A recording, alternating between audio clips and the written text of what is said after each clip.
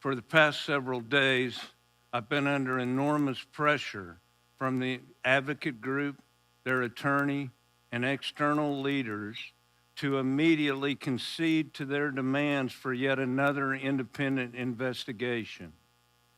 These are men that I barely know, but I've been told that failure to do so proves that I'm not serious about uncovering the truth and that I am unconscious of the implications that a failure to arrive at the truth will have on the entire Christian community.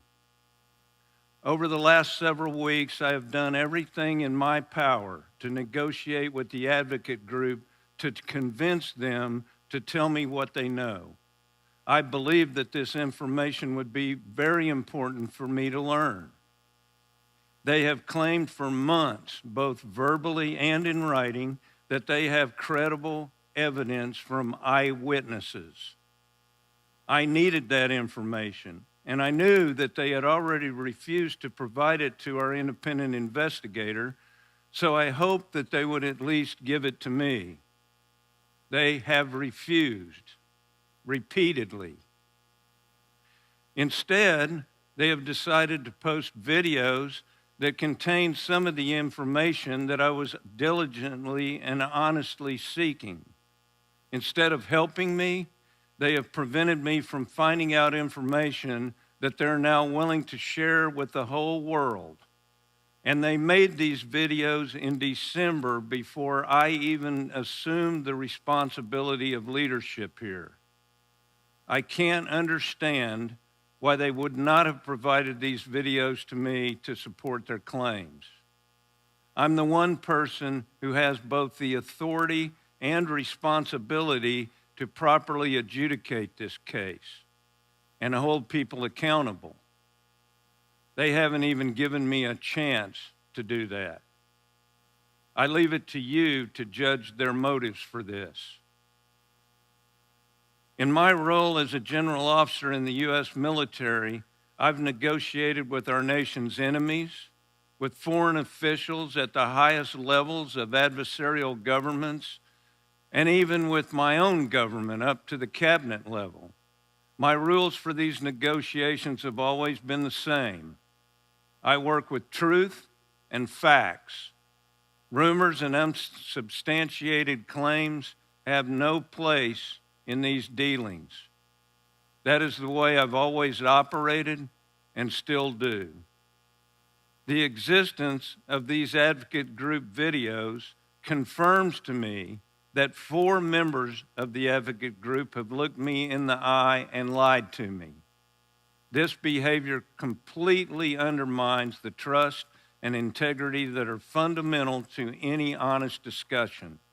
I cannot and will not work with or concede to the demands of people who do not tell the truth. To do so would compromise my own principles and our organizational sovereignty. It would be completely irresponsible. This ministry has a mission to continue day and night prayer. We have a messaging platform to steward, and we have a local community to shepherd and equip. That has not changed. Today, I provided these videos to the independent investigator. She's a professional with the skills and experience necessary to determine the relevance of the advocate group's most recent publications. Her role is crucial in ensuring that the investigation is comprehensive and unbiased. I have never said that these allegations are not true. I have never questioned whether the alleged victims are telling the truth. As I have constantly said from the very beginning of this, I want nothing more than to uncover the truth. That's still my goal. I've been steadfast in my commitment to a process that is fair, just, and transparent. Significantly, and at all times, the allegations were treated as if they were credible in order to care for any past or present victim while objective due diligence was being performed. I remain open to any credible evidence that can illuminate this situation. And I'm dedicated to following through with this process until its rightful conclusion. I now know what I must do. I no longer need the unsolicited outside advice of people who have no authority here.